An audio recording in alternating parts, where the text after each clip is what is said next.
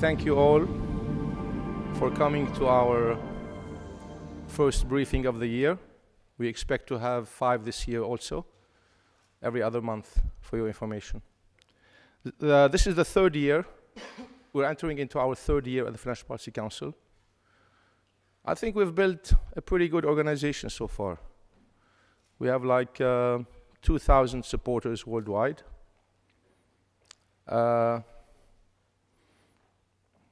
We had already around 12 events spanning, people from Congress, the Senate, academia, Wall Street, etc. And the best is yet to come. We're not a political organization. We have no interest in doing, taking sides here, Republican or Democrat or anything like that.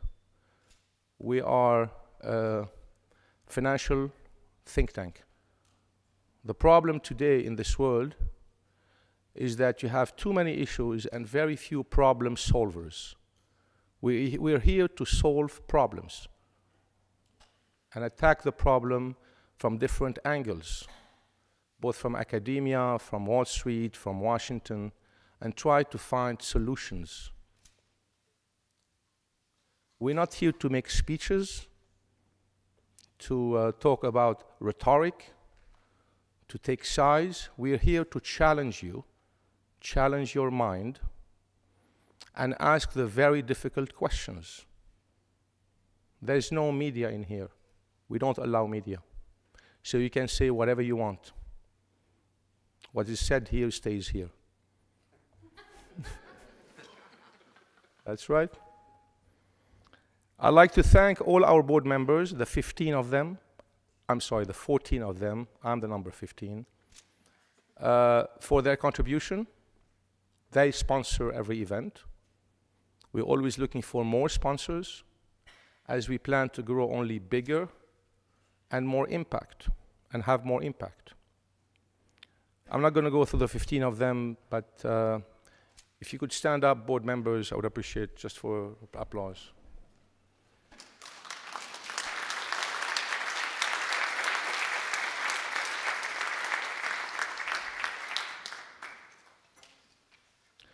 So what about the topic today? The topic today is about capitalism and the assault we have on capitalism. Today is the era, it seems, of wealth bashing. It sounds good to attack wealth, to attack the wealth creators. If you make too much money, you must be doing something bad. Or it's not fair for the other guy who's not making as much money. We have a capitalism today with a safety net, meaning if you make big bets and make a lot of money, it's not fair. And if you make big bets and lose money, somebody's going to bail you out. Doesn't work. That's not the capitalism we know. We believe at the Financial Policy Council that if you make a bet and you lose, you should be out of the system. There is no second chances. The United States is the only country in the world where you have a Chapter 7 system. I'm sorry, a Chapter 11 reorganization. The only country in the world. And every other country, you make a bet, you lose, you're out. It's a lesson you learn to reinvent yourself, to do better.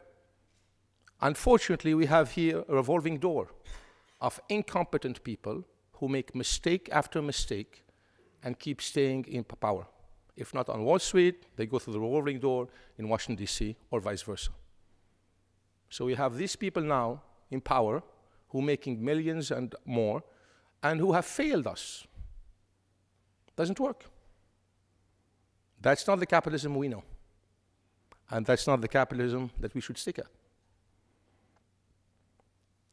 So the topic today, this is not my speech. We have today our speaker of the evening is Fred Smith, who's president and founder of the Competitive Enterprise Institute. Fred has appeared numerous times on TV, from, from CNBC, Talk of the Nation, PBS, NewsHour with Jim Lehrer, etc. He wrote extensively, Wall Street Journal, Economic Affairs, National Review, etc. So he's really an authority on this subject matter. Today is about academia. Fred is not a Wall Street guy. He's not a Washington guy. Last time we have somebody from academia was Herb London from the Hudson Institute, who was the president of the Hudson Institute. So this is the caliber of people we like to bring in. Anyway, enough said. Ladies and gentlemen, Fred Smith.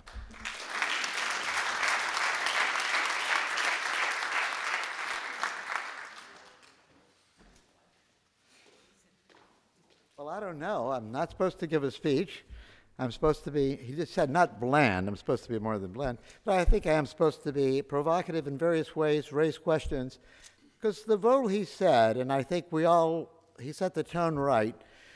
We're in a world today where capitalism, which was the rational allocation, or at least the private allocation of capital, where individuals decided where they thought it would be productive, where to put society's seed corn, and if they were right, they got the proceeds, and if they were wrong, they lost. When we go to the kind of moral hazard type questions where we have profit side capitalism and loss side socialism, we end up with the kind of discontent we see. But my talk today is, why is that happening? And what was the background that has led a relatively free market society of the late 19th century to go where it is today? And I do so from the context of a public policy group in Washington, an activist one. And I thought it'd be interesting to give you a little bit of background on what public policy groups do and the particular style that the Competitive Enterprise Institute is. I should say, in all honesty, the first question was, I was the president of the Competitive Enterprise Institute. I negotiated, as the Pope did, a voluntary retirement, and now Lawson Bader is our president, and I am freed of that part of the responsibility. I don't know how the Pope's going to handle not dealing with God every day. What I would like to do first is say what a public policy groups are. The world has economic interest and it has ideological moral interest. The way they talk about this in political science is Baptist and bootleggers. Baptists being the group that essentially have a fervent belief structure, and the bootleggers have an economic stake in it, and it grows out of a tendency in North Carolina, my own state of Louisiana, and elsewhere, where sometimes you'd have a dry county or parish, and a local reformer would think this is stupid. We just have driven it underground. They're still selling alcohol in our community. Let's bring it out in the open, legalize it, get rid of prohibition. We can collect taxes. We'll have better quality alcohol and so on. Well, the Baptists, the religious people who believe that if you allow drinking, it would lead to dancing, are very unhappy about this. And the economic interests, the bootleggers who love the fact that they're an illegal monopoly provider, don't want it to happen either. And that alliance of a moral and an economic cause is powerful, and it constitutes a very way of thinking about, for better or worse, a lot of the changes that happen or don't happen in our political system. CEI is a free market Baptist in that situation. We fervently believe that economic liberty is the better way of organizing society, and we do so in a way somewhat different than a lot of policy groups. We're what we call vertically integrated. Public policy requires that you have intellectual ideas, policy ideas. You need to downstream them via marketing. You have to find ways of explaining to people what you're trying to do. You have to build alliances for change, and then you actually have to go through the advocacy process, working with legislators, working with the administration, or working with the legal system to bring about change. CEI is that vertical organization, and we've had a number of examples of bringing about the kind of change, free market change, we believe possible. But that's something for the question and answer. The thing today is, why is it that a system that has done so much to benefit mankind, not just economically, but to reduce the xenophobic intolerance that is so common in societies by essentially saying you can be prejudiced if you wish to, but you pay a tax in a free market economy by refusing to deal with a minority, refusing to hire the best qualified person because they're the wrong type of people. And also, nothing has done more to democratize the privileges that were once reserved for the elites than capitalism. And yet capitalism has no respect. Why is that? Why is it so hard to defend it? It is, and let's try to explain why. The scholar that I find most provocative, most evocative in how the problem of capitalism emerges is a man named Joseph Schumpeter. Joseph Schumpeter in 1942 wrote an article called Can Capitalism Survive? Have any of you read it?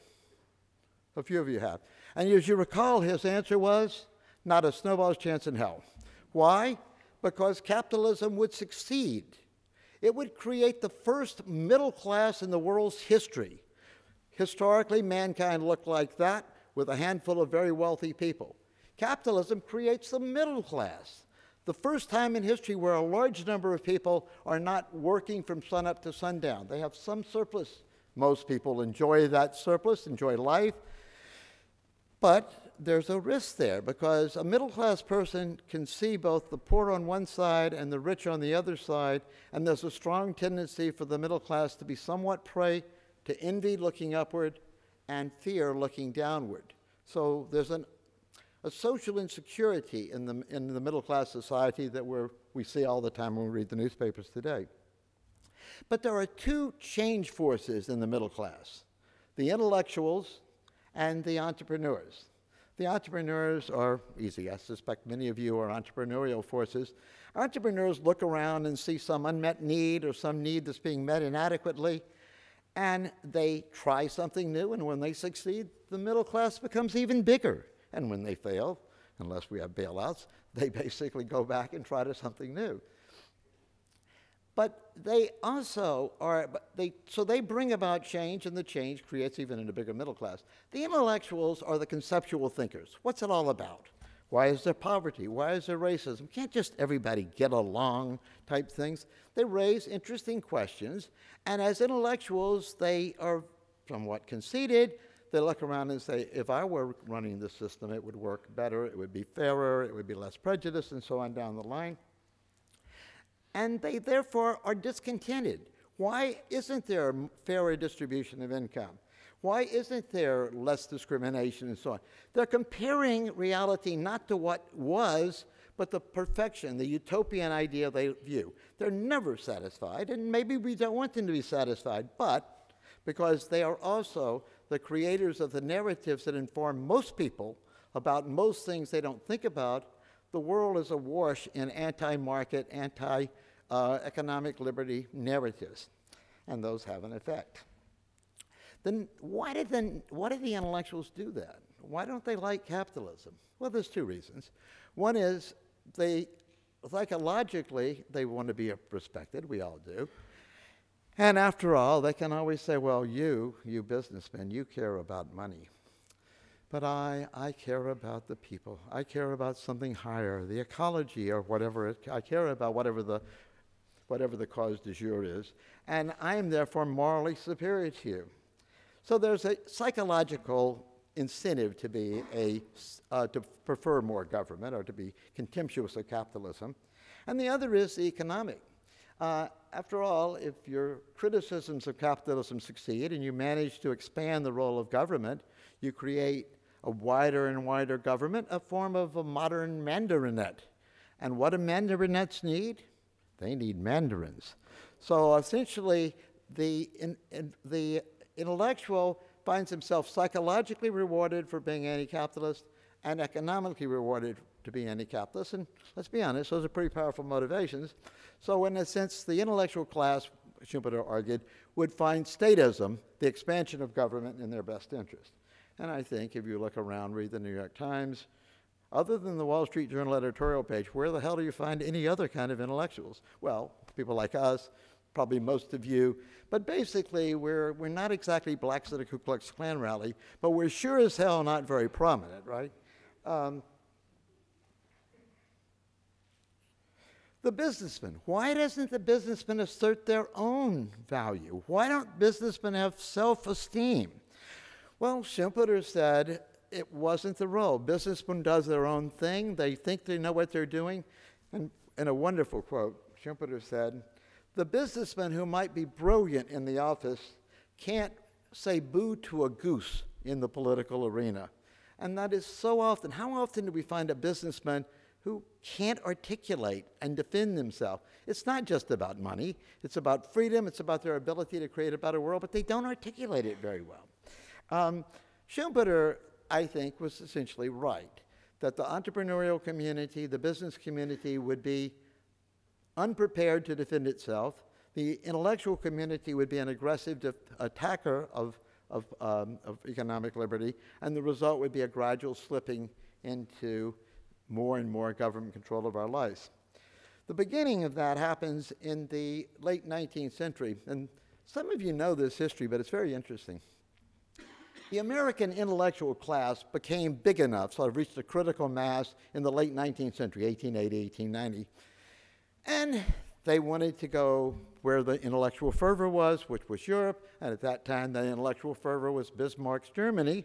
So they all traversed over to Bismarck's Germany, and they came back and they had stars in their eyes. In Europe, intellectuals get respect. Intellectuals get prestige. Intellectuals get power, and intellectuals make a hell of a lot of money. And they were very happy with that, and they proceeded to transform America as close as they could into the Bismarck model of economic centralized development. The American forestry product became copied exactly after Bismarck, the American educational system. The American Economic Association was created by these people to combat the pernicious theories of laissez-faire capitalism. So much for economists. You know, many years later, von Mises was asked, Professor von Mises, you're one of the great economists of our generation, and you never go to the annual meetings of the American Economic Association. Why don't you? Von Mises said, all my life I have combated socialism. I should go to an annual meeting of socialists. Most economists are no more free market than any other group are. They just have a few areas where they get some things right. And of course, the political institutions followed. Teddy Roosevelt, Woodrow Wilson, Hoover, and it's been a steady progression of politicians who follow the progressive lead. Is there anything we can do to improve the articulateness of business community? And that's something I think we could get into some detail, because y'all are much more in the business community on average from my conversations than you are in the, you're not pointy-headed intellectuals like some of us can be accused of being.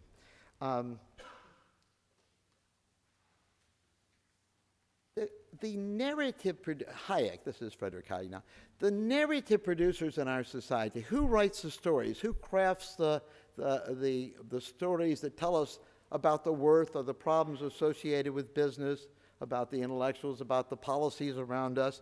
It's intellectuals. That's what they do. They're wordsmiths. They write papers. And if their attitude of the world is anti-market, then the stories they write are going to be anti-market.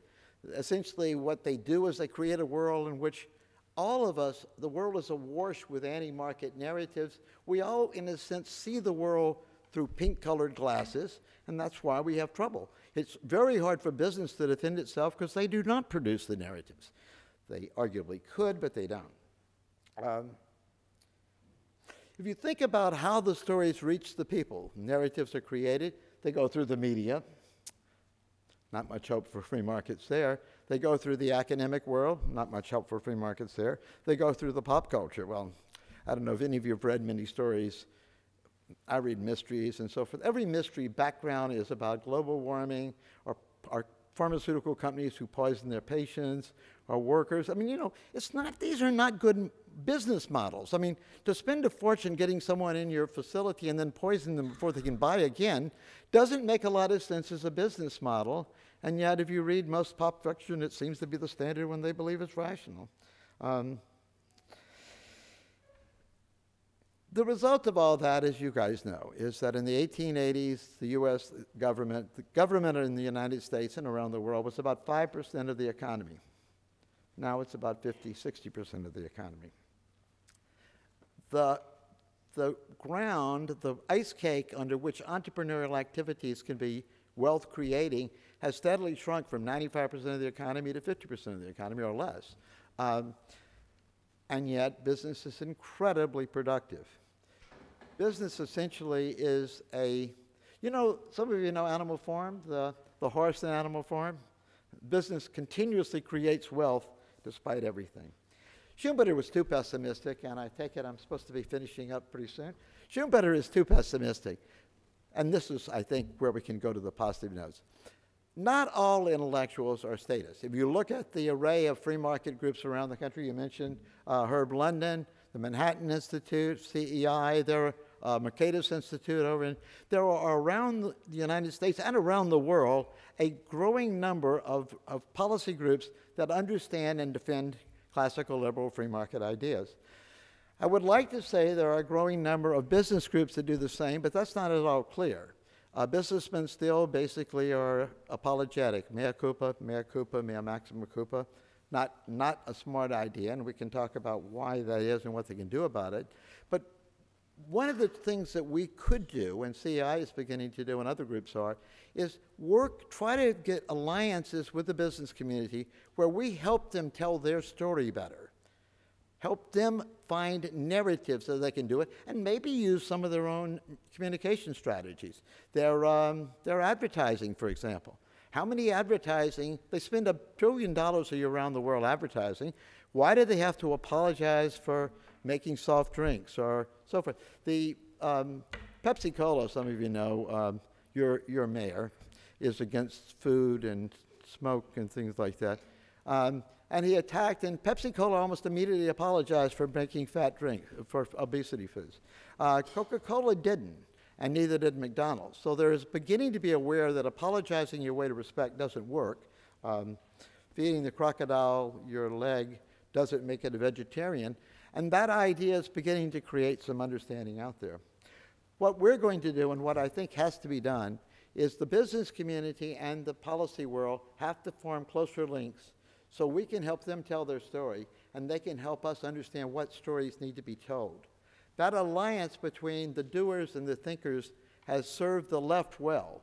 The trial lawyers and the environmental movement, the union and the consumers, has allowed them to push a statist agenda. Can it be possible for us to create an economic liberty agenda? I think it is. My job now is to make that happen. And one of the things I should do now is let you guys ask questions about it so we can see whether we can craft such an unholy alliance to combat the unholy alliances we've been seeing dominating for the last while. Thank you. Thank you so much, Fred.